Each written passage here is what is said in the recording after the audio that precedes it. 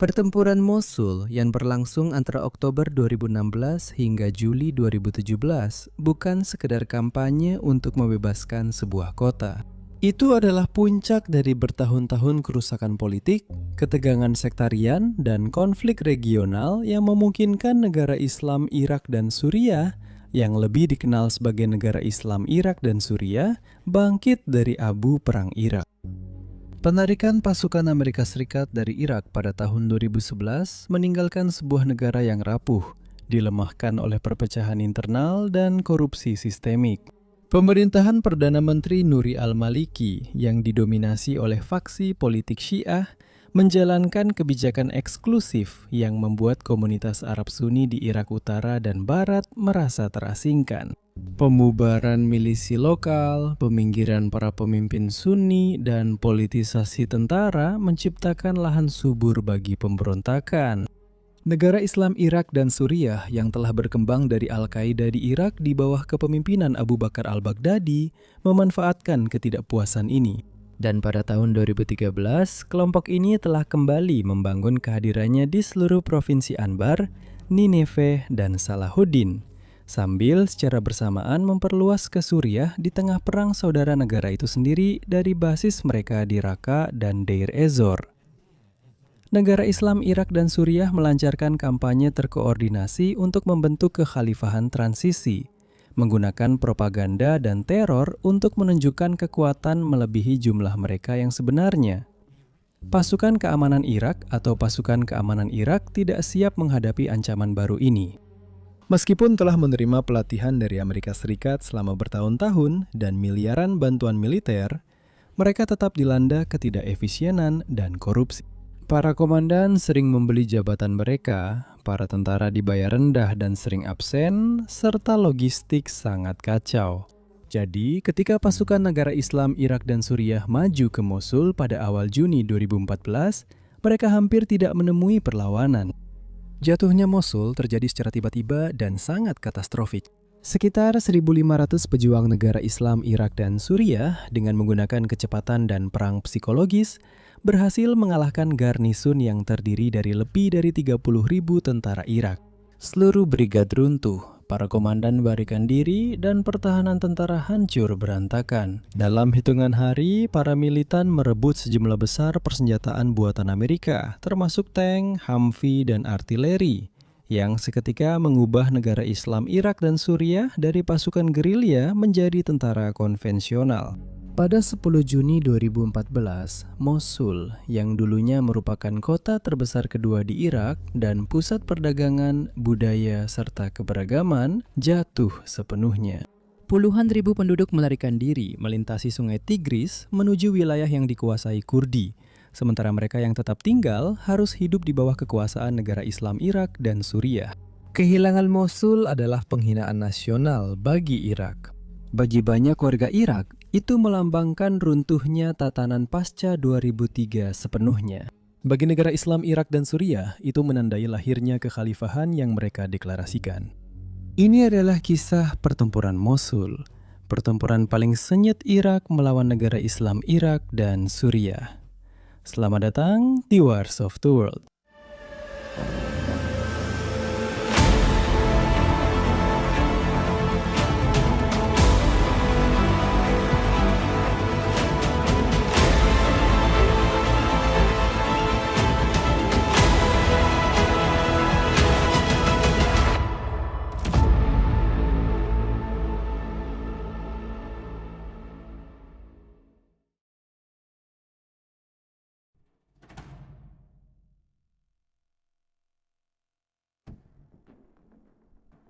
Setelah merebut Mosul, negara Islam Irak dan Suriah mendeklarasikan berdirinya kekhalifahan pada 29 Juni 2014. Menunjuk Abu Bakar al-Baghdadi sebagai khalifah dari mimbar Masjid Al-Nuri, Baghdadi memproklamasikan berdirinya negara Islam global, menyerukan kepada umat muslim di seluruh dunia untuk bersumpah setia.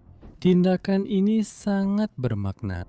Mosul menjadi pusat ideologis dan administratif khilafah, berfungsi sebagai ibu kota di Irak sekaligus wilayah terpenting yang mereka kuasai. Di bawah kekuasaan negara Islam Irak dan Suriah, Mosul berubah drastis. Kelompok itu menerapkan pemerintahan kaku berdasarkan tafsiran ekstrim terhadap hukum Islam. Diwan Al-Hizbah, polisi agama negara Islam Irak dan Suriah, menegakkan aturan sosial yang sangat ketat. Para pria diwajibkan memelihara jenggot dan menghadiri sholat, sementara para wanita dipaksa mengenakan nikab penuh. Dan hukuman di depan umum termasuk amputasi, penyaliban, dan eksekusi dilakukan di alun-alun kota. Secara ekonomi, negara Islam Irak dan Suriah membangun sistem perpajakan dan eksploitasi yang mandiri. Mereka memungut zakat atau pajak keagamaan dari para pelaku usaha dan menyita properti milik non-muslim serta para pembangkang politik. Penjarahan artefak dari Museum Mosul dan penghancuran situs warisan Asyur kuno seperti Nimrud memicu kemarahan dunia, namun juga berfungsi sebagai propaganda memperkuat penolakan negara Islam Irak dan Suriah terhadap sejarah sekuler. Administrasi militer kelompok tersebut mengubah Mosul menjadi benteng. Jalan-jalan dibarikade, terowongan digali di bawah permukiman, dan gudang senjata didistribusikan ke seluruh penjuru kota. Anak-anak dicuci otak di sekolah-sekolah negara Islam Irak dan Suriah dan dilatih di kamp yang mereka sebut sebagai anak-anak singa khilafah. Penduduk kota yang diperkirakan berjumlah 1,5 juta jiwa menjadi tenaga kerja sekaligus tameng manusia. Namun pada tahun 2015, cengkraman negara Islam Irak dan Suriah mulai melemah. Amerika Serikat membentuk kembali koalisi internasional di bawah operasi Inherent Resolve, memberikan dukungan kepada pasukan Irak dan Kurdi dengan kekuatan udara dan intelijen koalisi. Serangan udara menghantam konvoi negara Islam Irak dan Suriah, infrastruktur minyak, dan pusat komando secara bertahap melemahkan kemampuan mereka mempertahankan kendali. Saat pasukan Irak merebut kembali Tikrit, Ramadi, dan Fallujah antara tahun 2015 hingga pertengahan 2016, Mosul menjadi semakin terisolasi. Meskipun perbatasan kekhalifahan menyusut, ibu kotanya tetap menantang, diperkuat, fanatik, dan siap untuk dikepung.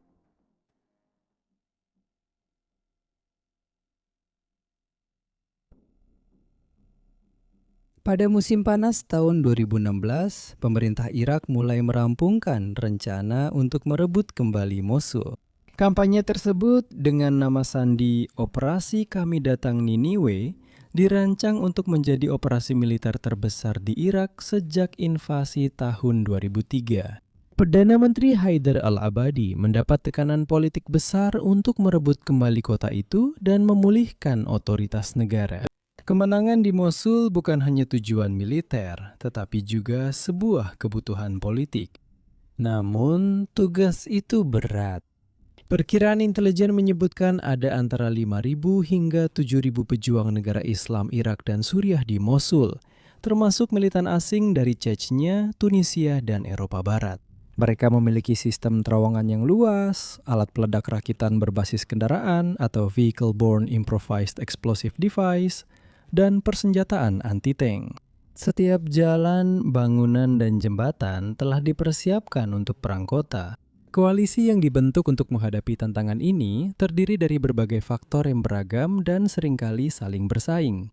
Pasukan keamanan Irak membentuk tulang punggung serangan, didukung oleh pasukan elit layanan kontra terorisme atau layanan kontra terorisme unit polisi federal dan polisi lokal Niniwe. Pasukan Peshmerga Kurdi maju dari utara dan timur, memutus jalur pasokan menuju Suriah dan ke barat. Pasukan Mobilisasi Populer atau Pasukan Mobilisasi Populer yang merupakan kumpulan milisi Syiah yang sebagian besar didukung oleh Iran, mengamankan daerah pedesaan dan berupaya mencegah bala bantuan negara Islam Irak dan Suriah atau pelarian ke Suriah. Amerika Serikat dan mitra koalisinya memainkan peran yang menentukan. Satuan Tugas Gabungan Operasi Inherent Resolve memberikan dukungan udara, artileri, dan penasihat yang ditempatkan di dalam unit-unit Irak. Drone dan pengintaian satelit memetakan pertahanan kota, sementara serangan udara presisi menargetkan para pemimpin dan infrastruktur negara Islam Irak dan Suriah. Pada Oktober 2016, pasukan koalisi telah melakukan lebih dari 12.000 serangan di seluruh Irak, yang melemahkan kemampuan operasional negara Islam Irak dan Suriah. Rencana itu secara strategis menyerukan serangan dari berbagai arah.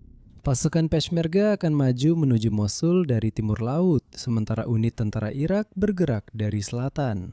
Pasukan kontraterorisme akan menembus distrik timur, menyeberang ke jantung kota setelah pertahanan luar berhasil ditembus. Kampanye ini akan sangat bergantung pada pengepungan, mengisolasi para pejuang negara Islam Irak dan Suriah, sambil membiarkan warga sipil melarikan diri melalui koridor kemanusiaan. Namun, rencana paling matang pun tetap bisa terhambat. Kepadatan Mosul menyulitkan penggunaan kekuatan udara tanpa risiko bagi warga sipil. Penggunaan tameng manusia dan jebakan oleh negara Islam Irak dan Suriah memperlambat kemajuan hingga nyaris terhenti. Dan selain itu, kohesi politik koalisi juga rapuh. Ketegangan antara Baghdad dan Erbil, antara Sunni dan Syiah, serta antara Iran dan Amerika Serikat mengancam untuk memperumit komando dan pengendalian. Meski begitu, setelah berbulan-bulan persiapan, perintah maju akhirnya diberikan.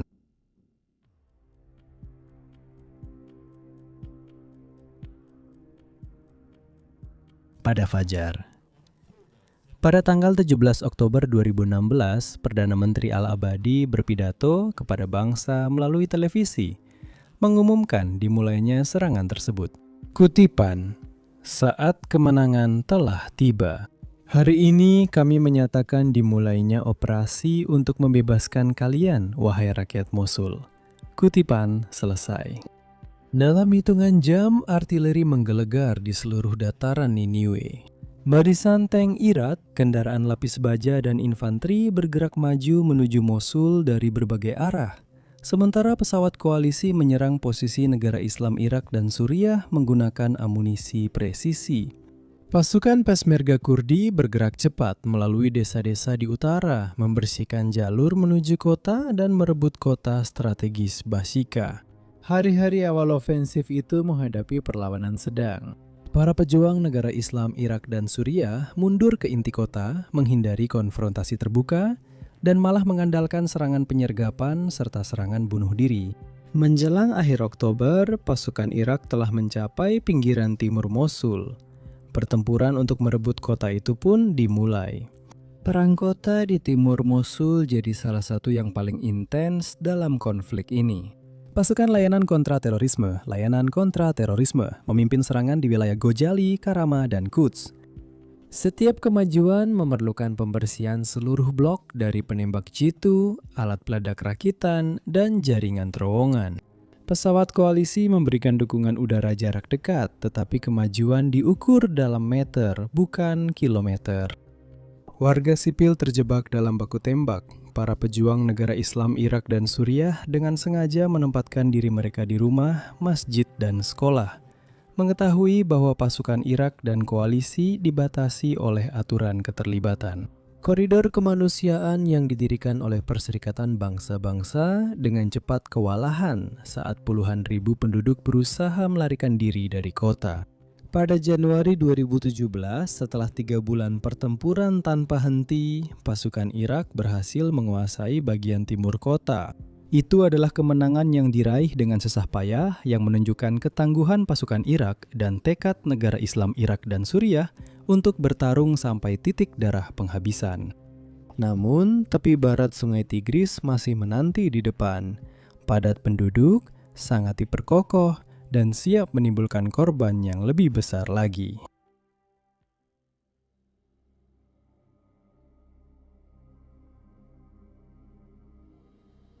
Pembebasan Mosul Timur pada Januari 2017 adalah langkah yang menentukan, tetapi itu hanya menandai titik tengah dari sebuah kampanye yang melelahkan. Sisi barat kota, yang dikenal sebagai Mosul Barat, menghadirkan tantangan yang lebih besar lagi. Tidak seperti jalan-jalan besar dan infrastruktur baru di timur, wilayah barat adalah labirin gang-gang sempit, pemukiman padat, dan kawasan bersejarah. Medan seperti itu menetralkan keunggulan tentara Irak dalam hal persenjataan dan mobilitas. Penilaian intelijen memperkirakan bahwa antara 2.500 hingga 3.000 pejuang negara Islam Irak dan Suriah masih bertahan di wilayah barat. Banyak di antaranya adalah veteran paling berpengalaman dalam pertempuran dari kelompok tersebut. Di antara mereka terdapat ratusan pejuang asing yang telah bersumpah untuk mati di Mosul daripada menyerah. Tepi barat juga mencakup kota tua, di mana landmark seperti Masjid Al-Nuri dan Menara Al-Habda telah menjadi simbol kekhalifahan. Perencanaan serangan ke barat berlangsung beberapa minggu. Komandan Irak didukung oleh penasihat Amerika Serikat dan koalisi mulai melancarkan serangan baru. Pada pertengahan Februari 2017, para insinyur membangun jembatan sementara di atas sungai Tigris untuk memudahkan pergerakan pasukan dan logistik. Sementara pesawat koalisi meningkatkan serangan udara ke posisi pertahanan negara Islam Irak dan Suriah. Pada 19 Februari 2017, Perdana Menteri Haidar Al-Abadi secara resmi mengumumkan dimulainya pertempuran untuk Mosul Barat. Operasi dimulai dengan dorongan terkoordinasi dari selatan dan barat, dipimpin oleh polisi federal dan pasukan respon cepat menuju Vision. Dalam beberapa hari, mereka berhasil merebut Bandara Mosul, sebuah kemenangan strategis yang memberikan tempat persiapan untuk serangan selanjutnya. Di dekatnya, pangkalan militer Ghazlani yang luas juga berhasil diamankan setelah pertempuran sengit. Namun kemajuan tersebut langsung mendapat perlawanan sengit. Negara Islam Irak dan Suriah menggunakan sistem pertahanan yang canggih. Jalan di barikade kendaraan hangus, terowongan di puing-puing memungkinkan pejuang muncul tiba-tiba di belakang pasukan maju. Penembak jitu dan pelaku bom bunuh diri menargetkan semua gerakan. Saat pasukan Irak maju lebih dalam, pertempuran menjadi semakin kacau dan merusak. Serangan dari barat segera menjadi identik dengan perang habis-habisan. Setiap blok harus dibersihkan satu persatu. Para tentara sering maju tanpa kendaraan lapis baja berat, mengandalkan taktik infanteri dan pengintaian drone.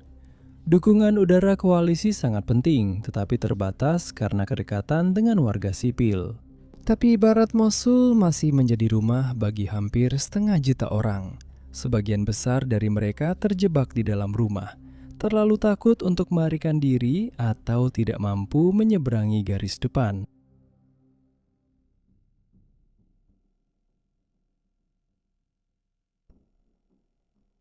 Pertempuran untuk Mosul Barat dengan cepat berkembang menjadi salah satu situasi pertempuran perkotaan paling intens sejak Perang Dunia Kedua.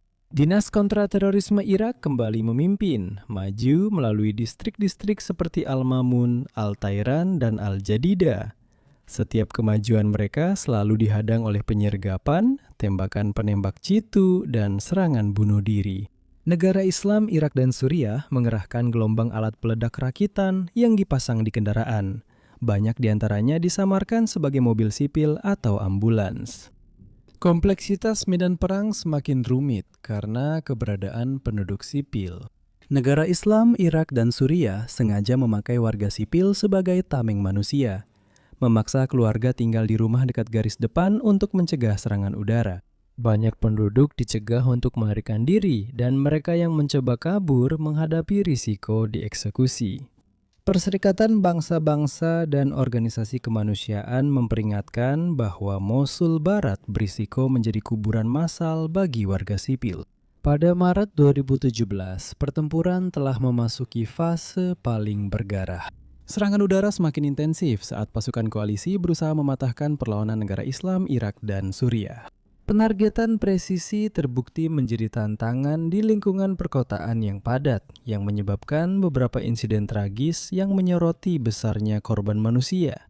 Pada 17 Maret 2017, sebuah serangan udara di distrik Al-Jadida memicu ledakan besar, yang dilaporkan memicu amunisi negara Islam Irak dan Suriah yang disembunyikan di sebuah bangunan terdekat.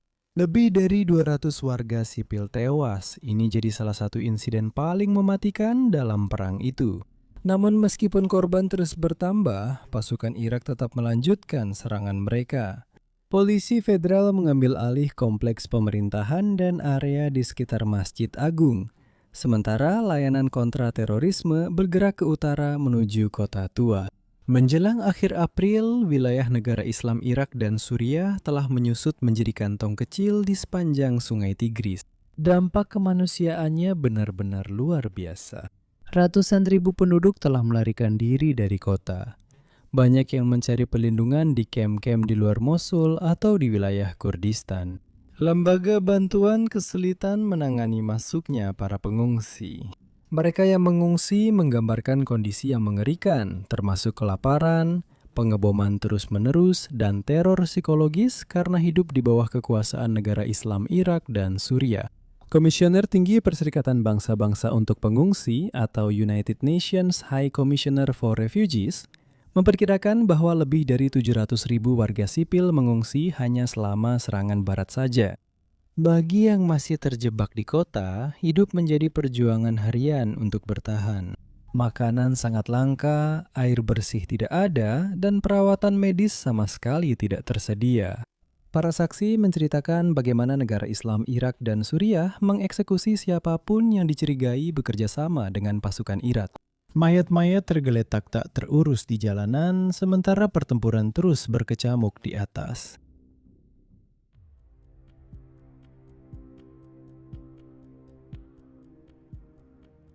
Pada Mei 2017, benteng terakhir negara Islam Irak dan Suriah telah menyusut. Kota tua Mosul, sebuah jaringan gang kuno, masjid, dan pasar yang terletak di tepi barat Sungai Tigris, kota tua ini, yang penting karena nilai sejarah dan simbolisnya, menjadi lokasi pertahanan terakhir negara Islam Irak dan Suriah. Di Irak, pimpinan kelompok itu memerintahkan pejuangnya mempertahankan wilayah tersebut hingga nafas terakhir.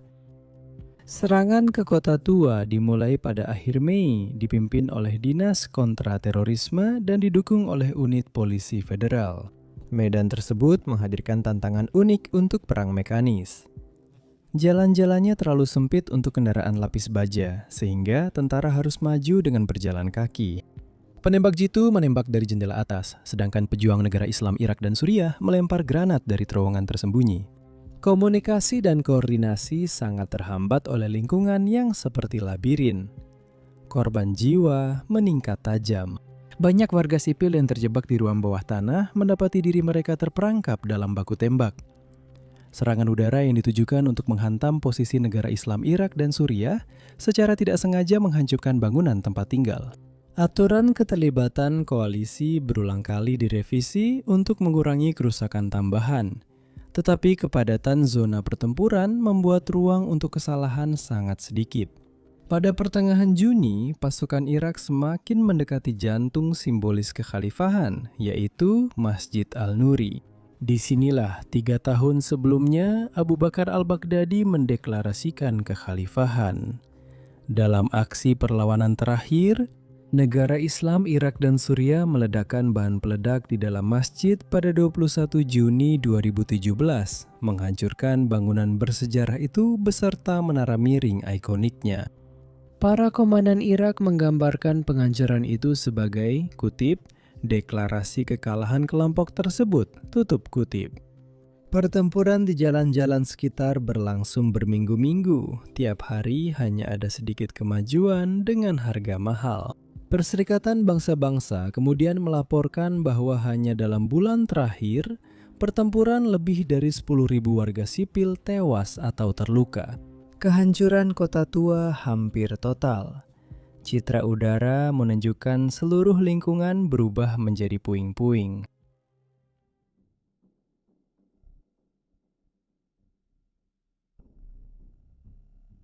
Pada 9 Juni 2017, setelah 9 bulan pertempuran tanpa henti, Perdana Menteri Haider al-Abadi tiba di Mosul dan menyatakan kemenangan.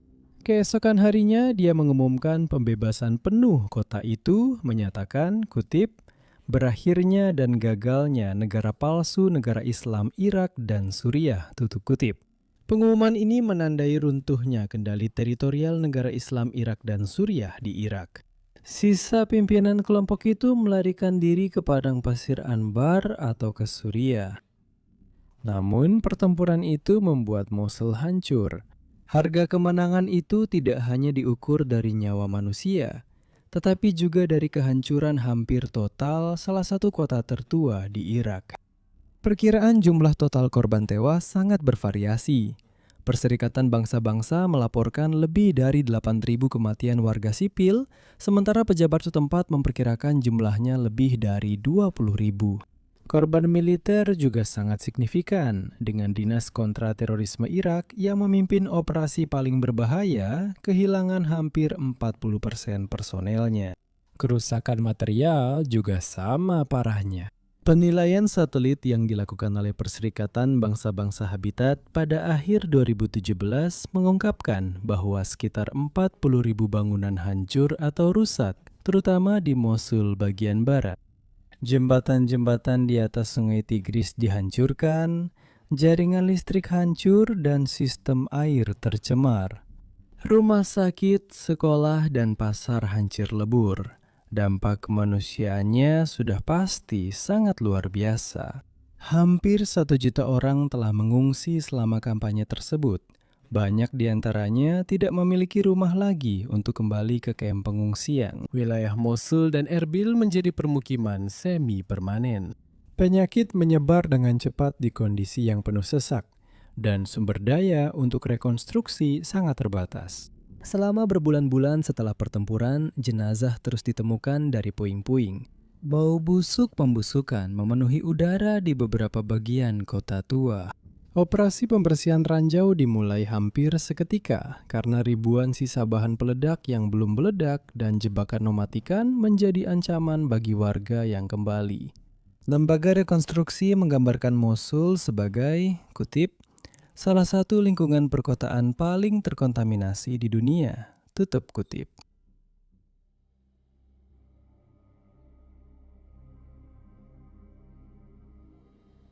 Pembebasan tidak langsung membawa stabilitas ke Mosul.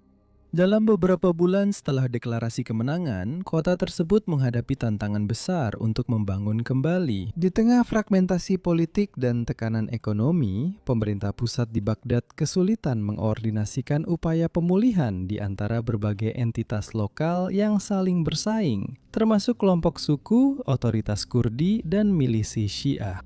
Untuk mengatasi tantangan ini, program pembangunan Perserikatan Bangsa-Bangsa atau United Nations Development Program meluncurkan fasilitas pendanaan untuk stabilitas, sebuah inisiatif yang bertujuan memulihkan layanan penting seperti listrik, air, dan layanan kesehatan.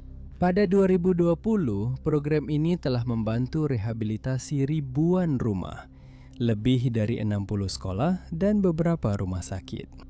Namun rekonstruksi penuh diperkirakan akan memakan waktu puluhan tahun. Rekonsiliasi juga terbukti menjadi tantangan yang signifikan. Banyak warga menuduh pasukan keamanan dan milisi yang kembali memiliki bias sektarian dan melakukan penyalahgunaan. Selama kampanye, mantan kolaborator negara Islam Irak dan Suriah atau mereka yang hanya dicurigai bersimpati pada kelompok tersebut seringkali ditahan atau dikucilkan. Jalinan sosial Mosul yang beragam, yang dulunya menjadi rumah bagi Arab, Kurdi, Turkmen, dan Kristen, telah rusak parah. Para donor internasional menjanjikan miliaran bantuan pada konferensi di Kuwait dan tempat lain, namun keterlambatan birokrasi dan korupsi telah menghambat kemajuan. Pada tahun 2019, sebagian besar wilayah barat Mosul masih dalam keadaan hancur, dengan ribuan keluarga masih tinggal di tempat penampungan sementara dengan peluang kerja yang terbatas. Meski ada tantangan, tanda pemulihan mulai terlihat. Universitas Mosul kembali dibuka dan menawarkan kelas di gedung yang sebagian dipulihkan. Rekonstruksi Masjid Al-Nuri dimulai di bawah inisiatif United Nations Educational, Scientific, and Cultural Organization, menghidupkan kembali semangat Mosul, yang didanai oleh Uni Emirat Arab. Kelompok masyarakat sipil, seniman, dan relawan memulai proyek-proyek untuk memulihkan identitas budaya kota dan menyembuhkan luka psikologis. Namun, keamanan tetap rapuh. Meskipun negara Islam Irak dan Suriah telah kehilangan basis teritorialnya, sisa-sisa kelompok tersebut masih bertahan di daerah pedesaan dan melakukan serangan secara sporadis. Pertempuran untuk merebut Mosul telah menghancurkan kekhalifahan, tetapi belum menghilangkan kondisi-kondisi mendasar yang telah melahirkannya. Perpecahan sektarian, kesenjangan ekonomi, dan pada akhirnya pemerintahan yang lemah.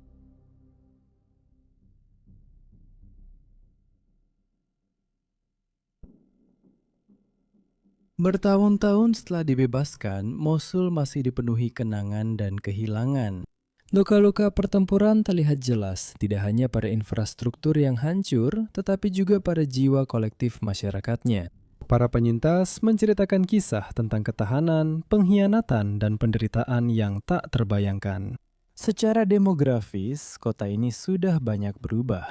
Banyak komunitas minoritas, termasuk umat Kristen dan Yazidi, belum kembali, sehingga mengubah karakter Mosul yang dulunya beragam.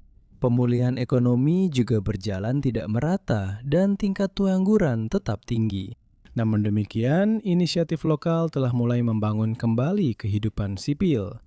Kelompok pemuda mengadakan festival budaya, seniman melukis mural di atas reruntuhan, dan mantan tentara ikut serta dalam program rekonsiliasi. Sementara perhatian internasional telah berkurang, Mosul tetap menjadi simbol tragedi sekaligus ketahanan bagi Irak.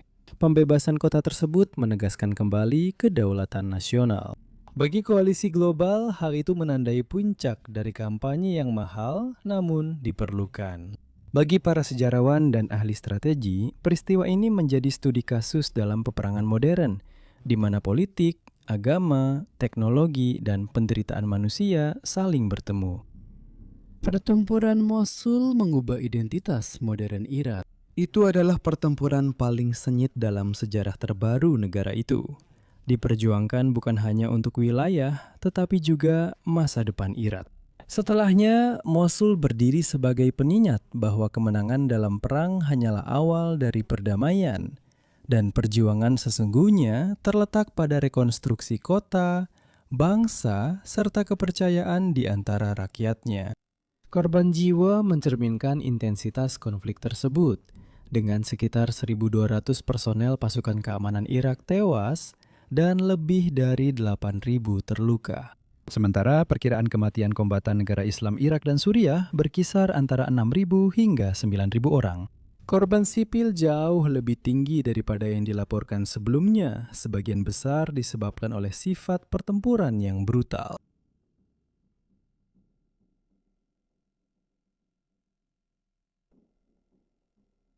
Pertempuran Mosul menempati posisi sentral dalam sejarah peperangan modern. Secara militer, ini merupakan salah satu operasi perkotaan terbesar dan paling kompleks sejak Perang Dunia Kedua. Melibatkan sekitar 100.000 personel sekutu dan berlangsung sekitar 9 bulan. Kampanye ini menggabungkan taktik konvensional, kontra pemberontakan, dan kontra terorisme dalam satu medan operasi. Para analis telah mengidentifikasi beberapa pelajaran penting. Yang pertama, berkaitan dengan sifat peperangan perkotaan modern. Kampanye Mosul menunjukkan bahwa kemenangan di medan perkotaan yang padat membutuhkan kohesi unit kecil, intelijen waktu nyata, dan koordinasi erat antara kekuatan udara dan darat. Pengalaman Dinas Kontra Terorisme Irak menegaskan pentingnya pelatihan khusus untuk pertempuran di perkotaan. Kedua, pertempuran tersebut mengungkapkan keterbatasan kekuatan udara presisi di lingkungan yang padat penduduk. Meskipun ada kemajuan teknologi, meminimalkan korban sipil terbukti sangat sulit. Biaya kemanusiaan dari kampanye tersebut memicu kembali perdebatan tentang proporsionalitas dan etika dalam peperangan modern. Ketiga, Mosul menggambarkan keterkaitan antara kemenangan militer dan stabilitas politik.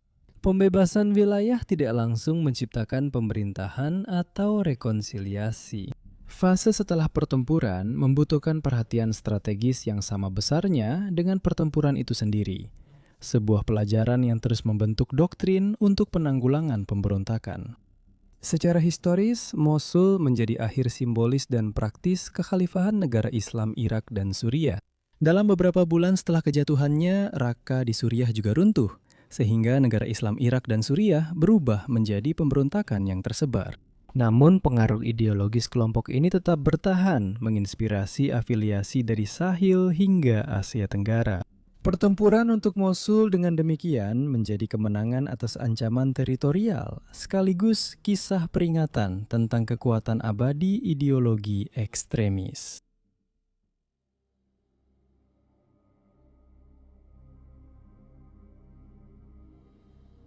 8 tahun usai pembebasannya, Mosul telah dibangun kembali, tetapi masih dibayangi masa lalu. Pasar-pasar telah dibuka kembali, suara-suara pembangunan memenuhi udara, dan anak-anak kembali bersekolah. Di tengah sisa-sisa lingkungan mereka, kota ini menunjukkan tanda-tanda kehidupan baru, meskipun masih banyak pekerjaan yang harus dilakukan.